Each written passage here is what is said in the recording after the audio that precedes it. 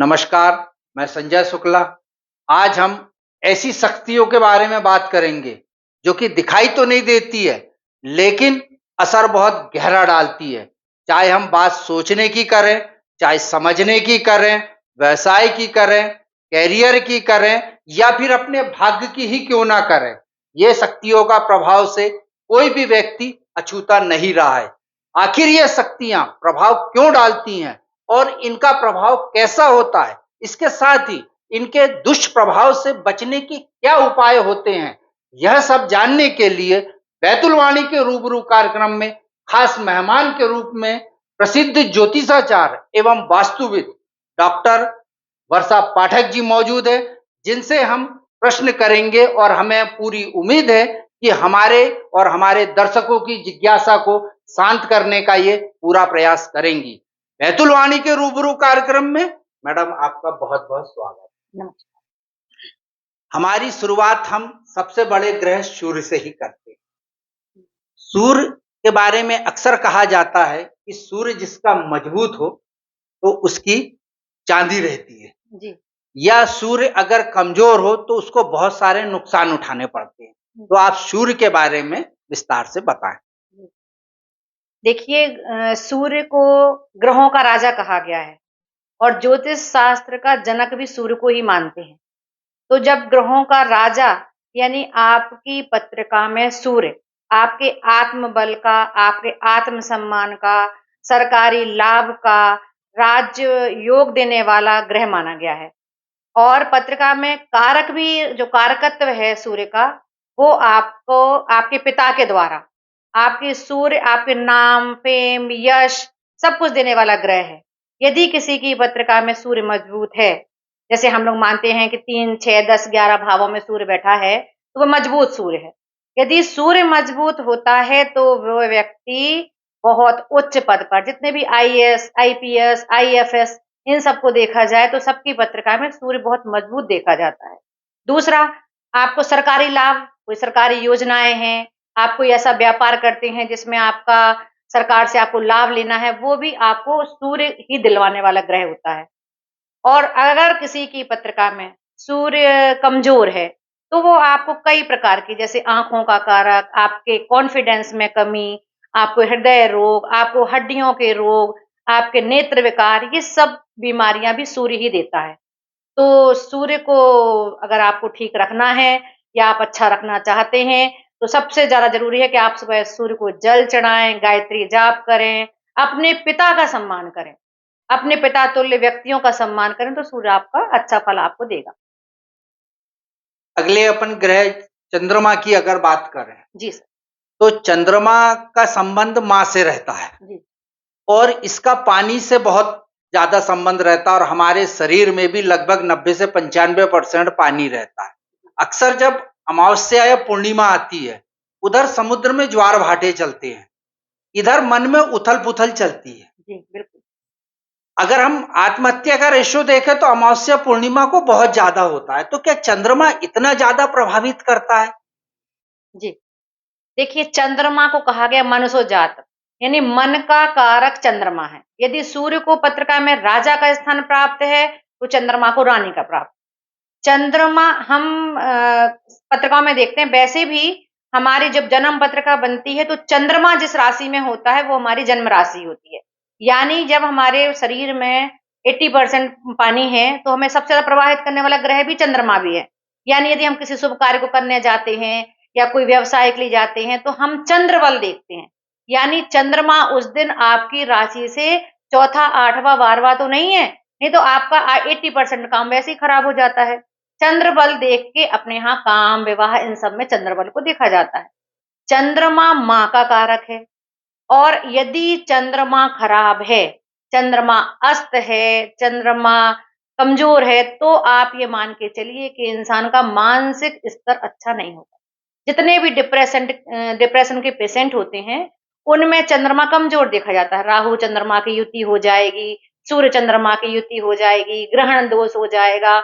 इन सब की वजह से इंसान का चंद्रमा कमजोर होता है और फिर उसको कई बीमारियां, डिप्रेशन, मानसिक कलेश, हमेशा स्वास्थ्य, जैसा माँ का स्वास्थ्य खराब हो जाना, पानी में डूब जाना, ये सब समस्याएं आपको चंद्रमा कमजोर होने पे देता है। यदि अब आप चाहते हैं कि चंद्रमा आपका ठीक रहे, तो सबसे पहले तो माँ और माँ जैसे और स्त्रियां, मौसी, चाची, मामी जो भी हैं, उनका आप सम्मान करें।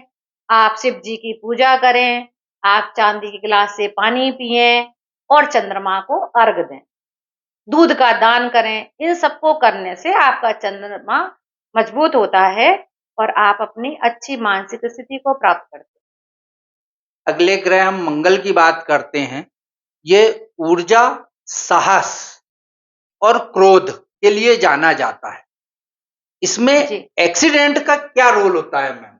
इसके जी बारे में थोड़ा। देखिए, मंगल जो है वो भूमिपुत्र है और ज्योतिष में इसको राजकुमार की उपाधि है, सेनापति की उपाधि दी गई। अगर सूर्य राजा है, चंद्रमा रानी है, तो मंगल सेनापति है। मंगल का पत्रिका में बहुत अहम रोल होता है। किसी की पत्रिका में आपका पहला, चौथा, सातवां, आठवां, 12वें घर में यदि मंगल है तो मांगलिक दोष बनता है। मंगल आपकी पत्रिका में एनर्जी का कारक है। क्रोध भी है, एनर्जी भी है। जितने भी आर्मी ऑफिसर्स हैं, वर्दी वाली जो नौकरियां हैं, पुलिस लाइन है, या जो ब्लड बैंकर्स हैं, इस टाइप के जो काम करने वाले हैं, ईंटों का भट्टा जो चलाते हैं, इन सब के लोगों में मंगल का अच्छा प्रभाव देखा जाता है। जितने भी आपकी साहस वाले कार्य करने वाले लोग हैं, उन सबकी पत्रिका में मंगल मजबूत होता है। किसी की पत्रिका में यदि 10 घर का मंगल है तो वो कुल दीपक योग बनाता है। ऐसा इंसान अपने माँ बाप के लिए बहुत समर्पित, परिवार के लिए बहुत समर्पित होता है। तो मंगल का रोल पत्रिका में बहुत अच्छा होना चाहिए। लेकिन यदि मान लीजिए कोई बच्चा मांगलिक है तो थोड़ा जिद्दी होगा, थोड़ा ईगो रखने वाला होगा, और पत्रिका में वैवाहिक जीवन के लिए वो कुछ चीजों में उनका ध्यान रखना पड़ता है कि मांगलिक बच्चे की शादी मांगलिक बच्ची से ही की जाए, वो दोष खत्म हो जाता है। यदि मंगल कमजोर हो किसी के पत्रिका में, तो सबसे पहले रक्त विकार, ब्लड से संबंधित होने वाली सारी बीमारियां, प्लस उसका डरपोक स्वभाव, डर लगना, भय लगना, इस टाइप की जो समस्याएं होती हैं वो मंगल देता है।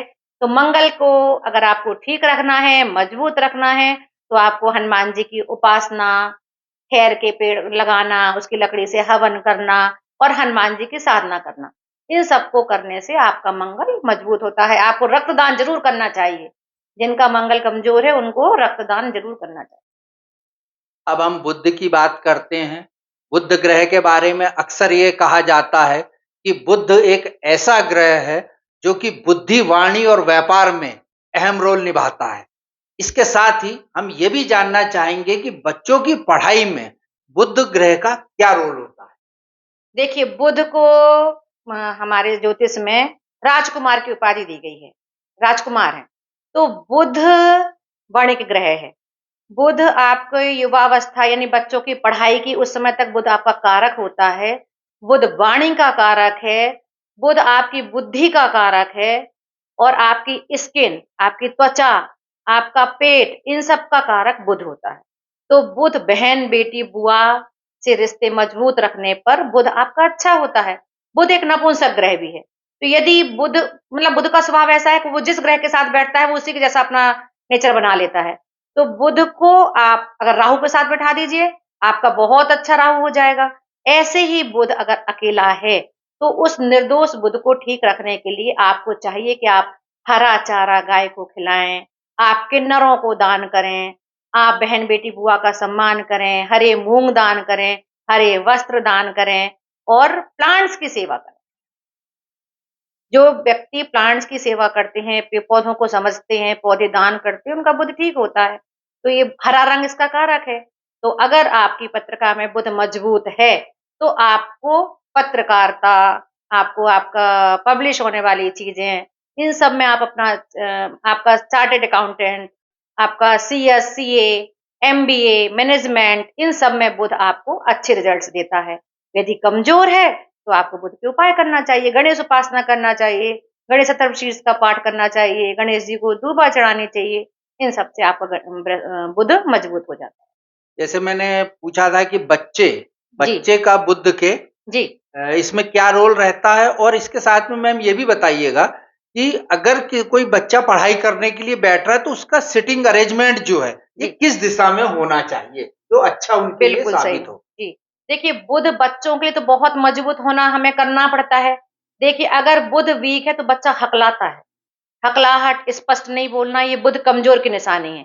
तो बच्चे को आपको बचपन से ही गणेश जी को दूर्वा चढ़ाना, उसको उत्तर पूर्व की दिशा की तरफ मुँह करके बैठाना और गायत्री मंत्र बजाना बहुत ज़रूरी होता है जिससे बच्चा फ़ोकस हो सके, अपने पढ़ाई को फ़ोकस कर सके, कॉन्संट्रेट कर सके। तो गणेश उपासना अच्छी है। अगले ग्रह हम गुरु या बृहस्पति इनकी बात करेंगे। ये ज्ञान, धर्म, विवाह का मार्गदर्शक माना जाता है ये गुरु। जी। इसके बारे में थोड़ा विस्तार से बताइए मैम कि इनका क्या असर होता है जीवन में? देखिए, बृहस्पति तो एक बहुत मजबूत और बहुत ज़्यादा आपकी पत्रिका को प्रभावित करने वाला ग्रह होता है। किसी भी जातक की पत्रिका में पूरा जो गोचर चलता है यानी 13 महीने गुरु एक राशि में रहते हैं और 2.5 वर्ष शनि एक राशि में रहते हैं। तो गुरु का गोचर किस वर्ष आपके अनुकूल है? गुरु का बहुत अहम रोल है आपकी पत्रिका में, आपके जीवन में। गुरु ज्ञान का, धर्म का कारक है। लड़कियों की पत्रिका में गुरु उसके वैवाहिक सुख, संतान का सुख और धर्म कर्म वाला होता है। तो हर स्त्री जातक को अपना बृहस्पति ठीक रखना चाहिए। यदि उसकी मान लीजिए ग्रह में पोजीशन अच्छी नहीं है, आपकी पत्रिका में गुरु की स्थान अच्छा नहीं है, तो आपको गुरु संबंधी दान, राम रक्षा का पाठ करना, केले के वृक्ष की पूजा करना और आपके विष्णु कृष्ण की आराधना करना, अपने गुरु का सम्मान करना, संतों का साधना करना बहुत ज़रूरी है और गुरु ग्रह होना हर स्त्री की पत्रिका में अच्छा होना बहुत ज़रूरी है। शुक्र की अगर हम बात करें तो शुक्र एक ऐसा ग्रह है जो कि प्रेम, सौंदर्य और भौतिक सुख सुविधा के लिए जाना जाता है। वैवाहिक जीवन में इस ग्रह का कितना हस्तक्षेप रहता है? जी हाँ। देखिए शुक्र क्या है, पुरुष की पत्रिका में शुक्र का बल देखा जाता है। स्त्री के में यदि गुरु अच्छा है तो पुरुष की पत्रिका में शुक्र अच्छा होना चाहिए। सारी पत्रिका में 12वें घर में कोई ग्रह अच्छा नहीं मानते, लेकिन शुक्र एक एकमात्र ऐसा ग्रह है जो 12वें घर व्यय भाव में भी बहुत अच्छा माना जाता है। क्योंकि जब आदमी पैसा कमाएगा तभी व्यय करेगा, खर्च करेगा। तो ग्लैमर की दुनिया, चकाचौंध लाइफ में आपको ऐश्वर्य जो दे रहा है वो आपको शुक्र दे रहा है। तो शुक्र का अच्छी स्थिति में होने से मालव्य योग बनता है। तो आपकी पत्रिका में यदि कहीं केंद्र में बैठा है, अपनी राशि में बैठा है तो मालव्य योग बनाता है, पैसे की कमी नहीं होने देता है।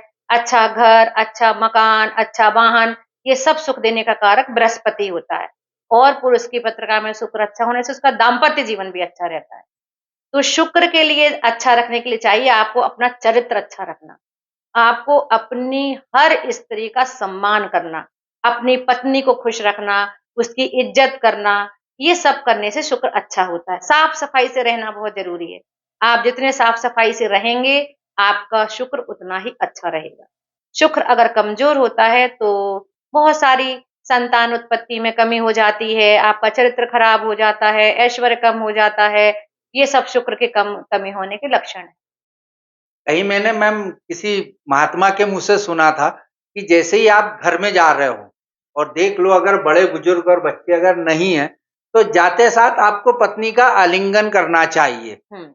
ऐसा करने से आपके घर में शुक्र मजबूत होगा और इसके साथ में सुख और समृद्धि की वृद्धि होगी। इसमें कितनी सच्चाई हो सकती देखिए, है? मर्यादा में रह के कोई भी कार्य किया जी, जाए, चाहे पत्नी का आलिंगन हो या कोई और भी चीज़ हो, तो उस उन सब के लिए एक मर्यादा है। आपके घर में बड़े हैं, बच्चे हैं, तो उनको रख के पर ये ज़रूरी नहीं है कि आप ऐसा ही करें। जी। आप उसको सम्मान से देख ही सकते हैं, आप उसके साथ बैठ के 1 कप चाय ही अच्छे से पी हाँ, सकते हैं। जी, जी। वही आपके लिए बहुत अच्छा हो जाएगा। मतलब एक-दूसरे के प्रति आदर, मान का सम्मान अगर बिल्कुल, रहे घर में, बिल्कुल, तो और पत्नी के साथ विशेषकर अगर बिल्कुल, रहे चूँकि हम शुक्र ग्रह की बात कर रहे हैं, तो इससे सुख समृद्धि के बिल्कुल। रास्ते खुल वैसे जाएँगे। भी कहा गया है कि जिस घर की स्त्रियाँ मुस्कुराती हैं, खुश रहती हैं, उस घर में कभी कोई विपत्ति, परेशानी नहीं आती। अगले ग्रह जिसके बारे में बहुत सारे लोगों को बहुत सारी भ्रांतियाँ भी रहती है, जितनी भ्रांतियाँ रहती है उससे ज़्यादा उनमें भय उत्पन्न रहता है। हम बात कर रहे हैं शनि देव की, जिनको न्याय के देवता कहा जाता है। और ये भी कहा जाता है कि शनि भगवान की चक्की धीरे बहुत चलती है, लेकिन आटा बहुत बारीक पीसती है। बिल्कुल सही तो कहा आपने। चाहे वो ढैया हो, चाहे वो साढ़े साती हो, इनके बारे में आप बताइए। देखिए, है ना, भय बिन होए ना प्रीत। जी। तो शनि देव एक ऐसे ग्रह हैं जिन्हें आम लोगों के मन में बड़ी दिमाग में एक डर भय पैदा करते हैं वो। तो बल्कि ऐसा है नहीं। यदि आप बहुत न्याय प्रिय हैं, अपनी जिम्मेदारियों को सही तरीके से निभा रहे हैं, आप किसी के साथ गलत व्यवहार नहीं कर रहे हैं, कर्म प्रधान व्यक्ति हैं, तो शनि आपको हमेशा बहुत कुछ देने वाले होते हैं। जब गोचरवश शनि 30 साल बाद आपकी पत्रिका में साढ़े साती के लिए आते हैं, तो आप ये मान के चलिए कि जो पिछले आपके कर्म हैं, उसके अनुसार वो आपको फल देते हैं। मैंने तो लोगों को ज़मीन से आसमान तक ऊँचाइयों पे उठते हुए देखा है और अच्छे करोड़ों ट्रकों के व्यवसायियों को ज़मीन में मिलते देखा है, जब शनि की दशा, उसकी महादशा या उसकी साढ़े साती ढैया आई है तो। तो शनि के लिए चाहिए कि आप मज़दूर वर्ग को खुश रखें। आप इनकी हाय ना लें, इनको परेशान ना करें। यदि आप इनका पैसा खा रहे हैं, उन्हें टॉर्चर कर रहे हैं, तो शनि आपको फिर बहुत उठा-उठा के पटकेंगे। तो इसके लिए आप तैयार, मतलब हमेशा मन में सोच के रखें कि हमें अपने वृद्धजनों का और अपने निचले वर्ग के लोगों का बहुत ध्यान रखना चाहिए। शनि की उपासना के लिए शनि मान लीजिए सही ढैया साढ़े साती में आते हैं जब आपके पास, या 19 वर्ष की महादशा आती है और पत्रिका में कारक हैं, तो आपको चाहिए कि आप उस समय पीपल की सेवा करें, मंदिरों में जीर्णोद्धार कराएं, मंदिरों की साफ सफाई रखें, अपने माता पिता को उनकी उम्र के अनुसार तीर्थ कराना है, उनकी सेवा करना है, उनकी दवाइयों का ध्यान रखना है, ये सब काम करें। कोई मजदूरों को आप मदद कर सकते हैं उनके किसी काम में, उनको खिलाने में, पिलाने में, तो आप ये सब अगर काम करेंगे तो शनि आपको बहुत अच्छे रिजल्ट्स देगा। एक दुविधा है मैम, जी, जैसे किसी भी व्यक्ति के जीवन में शायद 3 बार आती है। शनि की महादशा आती हैं और वो पूरा न्याय करके जाते हैं। आपने जैसे बताया कि फर्श से अर्श तक पहुँचा देते हैं, जी, तो अर्श से फर्श तक भी लाके छोड़ देते हैं। जी, माना कि शनि भगवान पूरा न्याय करते हैं और व्यक्ति के कर्मों के अनुसार उसको उसका भुगतान कर देते हैं। जी, फिर प्रारब्ध जो आता है जी, कि व्यक्ति बोलता है कि अपने प्रारब्ध भोग रहा है, जी, तो वो शनि की महादशा रहती है या वाकई में प्रारब्ध रहता? अगर इसी जन्म का फल इसी जन्म में अगर शनि भगवान दे रहे हैं, जी। तो फिर प्रारब्ध कैसा? देखिए, जिस दिन बच्चे का जन्म हुआ, उसके प्रारब्ध से उसकी जन्म पत्रिका बन जाती है। ठीक है? मैं आपको एक बात और बताना चाहूँगी कि जितने भी शनि के फ़ील्ड वाले लोग हैं, वो न्यायपालिका से जुड़े हुए लोग होते हैं, जुडिशियली। यानी जितने लोग बड़े व्यवसाय, लोहा, तेल आदि का व्यवसाय करते हैं या जुडिशियल की लाइन में होते हैं, वो शनि प्रधान होते हैं। अब आपने कहा प्रारब्ध की बात। प्रारब्ध तो हमारे साथ चलता ही है, लेकिन उस प्रारब्ध को आप अपने कर्मों से काट पाते हैं ना, कम-ज़्यादा कर पाते हैं। यदि आप उस प्रारब्ध या भाग्य के भरोसे रहेंगे, तो आपको तो बहुत कुछ अच्छा-बुरा भुगतना पड़ सकता है। आप अच्छे कर्म करें, मेहनत करें, सबका ध्यान रखें, तो ये प्रारब्ध कम होता है। यानी वो पुराने जन्म के जो हमारे कर्म थे, वो कटते हैं, कम हो जाते हैं। अच्छा, एक एक प्रश्न और ये भी मेरे मन में आता है और मैंने अध्ययन भी किया था, उसमें आया था कि जब रावण की जो सोने की लंका थी, तो उसने पूरे ग्रहों को, पूरे 9 ग्रहों को अपने पैरों के पास में रखा था। हुँ, और जब मेघनाथ का जन्म होना था, तो उसने इस ग्रह को यहाँ उठा के रखा, इस ग्रह को यहाँ उठा के रखा कि ऐसा मेरे लड़के का जन्म हो जिसकी मृत्यु योग ना ना, आए। इन ये सब बंदी बने हुए थे, अपन जी ने भी, हाँ, आपने भी पढ़ा, मैंने भी पढ़ा, सब लोगों ने पढ़ा। इनको हनुमान जी ने मुक्त कराया था जब जी, लंका में गए थे। तो ऐसा भी कहा जाता है मैम कि अगर हनुमान जी की पूजा करें आप, जी, तो बहुत सारे ग्रहों अपने आप मतलब बुरे बिल्कुल। अगर प्रभाव है तो शांत हो जाता है। इसमें कितनी मतलब मानते हो आप? देखिए, हनुमान जी तो कलयुग के साक्षात देवता हैं। इनकी उपासना, इन्हें संकट मोचक कहा गया है। जी। यानी आपके जीवन में कोई भी संकट परेशानी है या ना भी हो, तो भी यदि आप हनुमान जी की उपासना करते हैं, तो आप देखेंगे कि रिजल्ट्स आपको बहुत अच्छे मिलेंगे। रही बात रावण की, तो आपने रावण के कर्म भी पढ़े हैं। एक स्त्री का कितना, एक सती स्त्री का इतना अपमान करना, बांधना, तो उनने उसके कर्म भोगे, उनकी लंका जली। और उन्होंने देखा, मेघनाथ भी मारा गया। बिल्कुल, दोनों मारे गए और आखिरी में कोई चिराग जलाने वाला भी नहीं बचा। नहीं बचा। अगले ग्रह हम राहु के बारे में बात कर रहे हैं। राहु एक ऐसा ग्रह है जो कि भ्रम पैदा करता है, इसके साथ ही रॉकेट की गति से सफलता भी दिलाता है। जी। इसके बारे में मैम बताइए जी थोड़ा। हाँ, राहु और केतु ये दोनों छाया ग्रह हैं, यानी धुआं। छाया ग्रह मीन्स धुआं, यानी जितनी भ्रांतियां, जितने प्रकार के मन में अपवाद पैदा करवाना, गलतफहमियां पैदा कराना, इन सब का ग्रह राहु है। लेकिन राहु हर समय गलत नहीं होता। राहु अगर किसी पत्रिका में अच्छा है, 3, 6, 10, 11 में बैठा है, कहते हैं जिसका राहु 10 में दुनिया उसके वश में। तो राहु राजनेताओं की पत्रिका में देखिए, राहु आप शेयर मार्केट का जो अच्छा काम करते हैं उनकी पत्रिका में देखिए। राहु उन सब के लिए एक अच्छी पोजीशन में देखा गया है। दूसरा, ऐश्वर्य देने वाला ग्रह भी राहु है। आपको धन पैसा तो दूसरे ग्रह भी देते हैं, लेकिन ऐश्वर्य अगर देता है तो वो राहु देता है। तो आपके लिए हर समय राहु खराब नहीं है। सट्टाबाजी हुई, शेयर मार्केट, इन सब में आपको इंसान को 1 मिनट में ऊपर उठा देता है। नेताओं को तुरंत चुनाव लड़ा के कहां से कहां पहुंचा देता है। लेकिन यदि राहु पीड़ित है, राहु पत्रिका में खराब है, गलतफहमियां पैदा करवाना, मिर्गी जैसे रोग देना, और जीवन भर इंसान परेशान होता है, डायग्नोज ही नहीं होने देता प्रॉब्लम्स को, और आप परेशान रहते हैं। तो राहु के लिए सबसे अच्छा उपाय है, आप अपने कुल देवता की पूजा करें।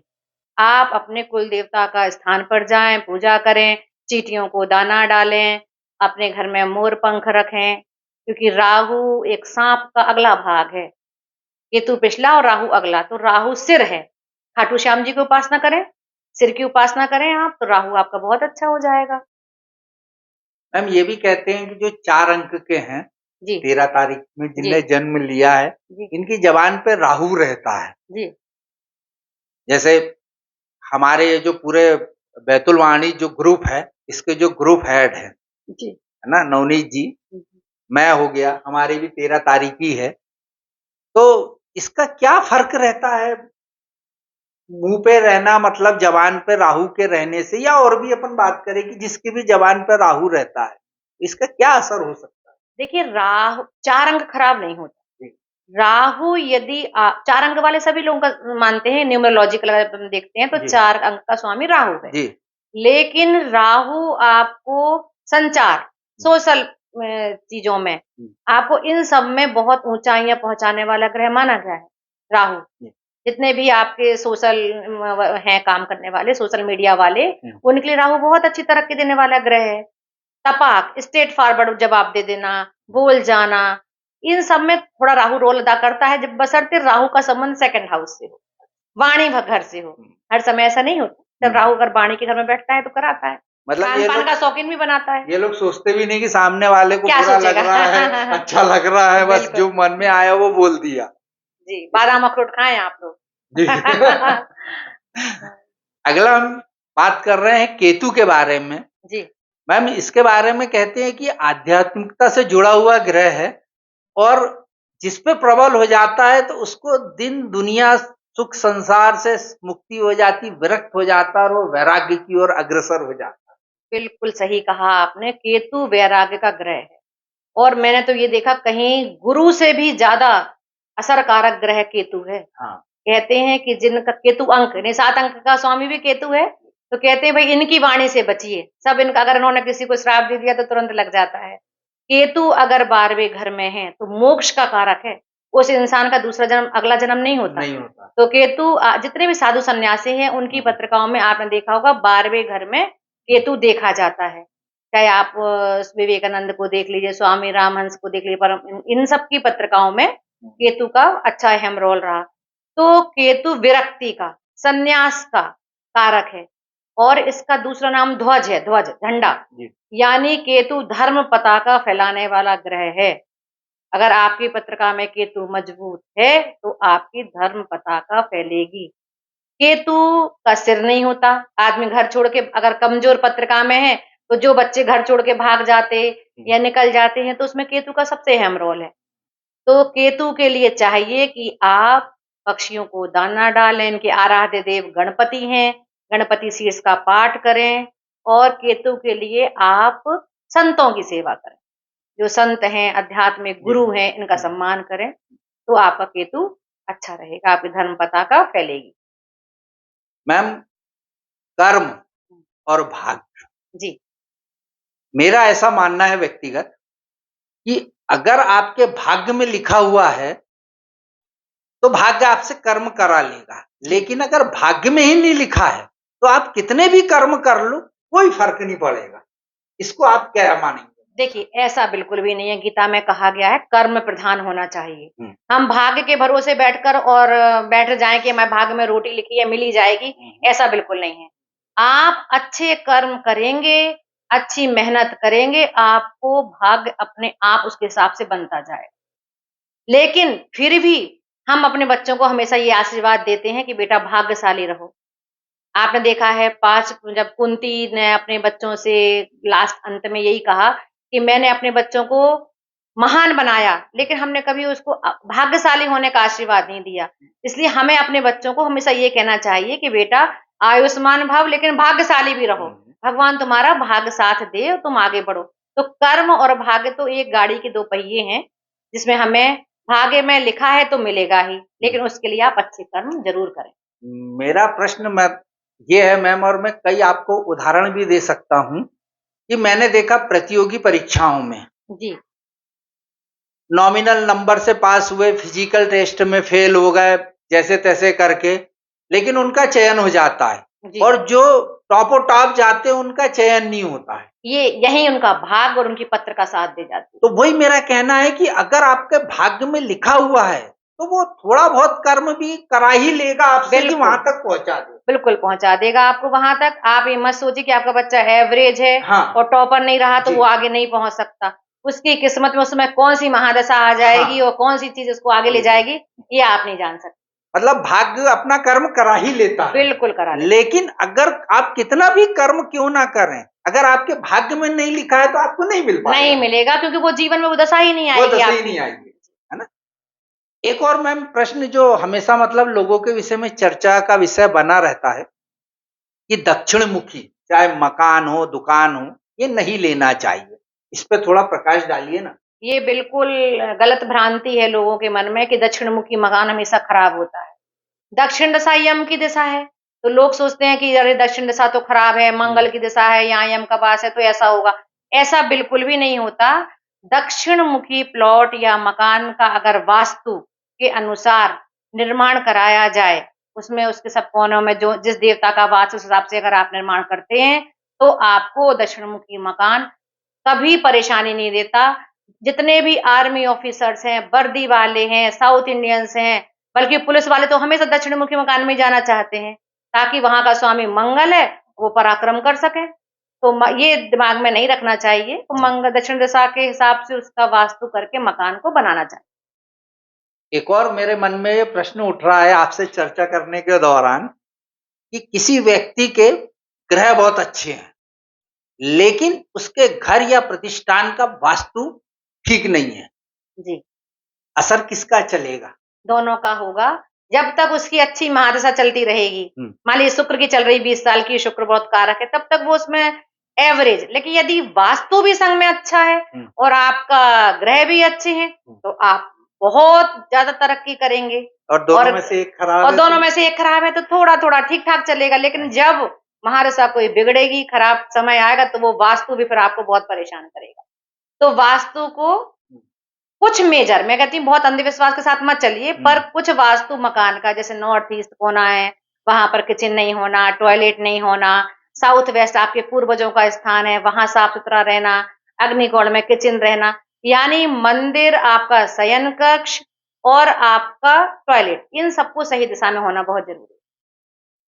मुझे ऐसा लगता है कि आज आपका जो साक्षात्कार रूबरू कार्यक्रम में लिया गया है, इससे दर्शकों की बहुत सारी उलझनें और भ्रांतियां दूर हुई होंगी। बैतुल वाणी के रूबरू कार्यक्रम में आप आए, आपने समय दिया और इतनी बहुमूल्य जानकारियां दी, इसके लिए आपका बहुत बहुत धन्यवाद।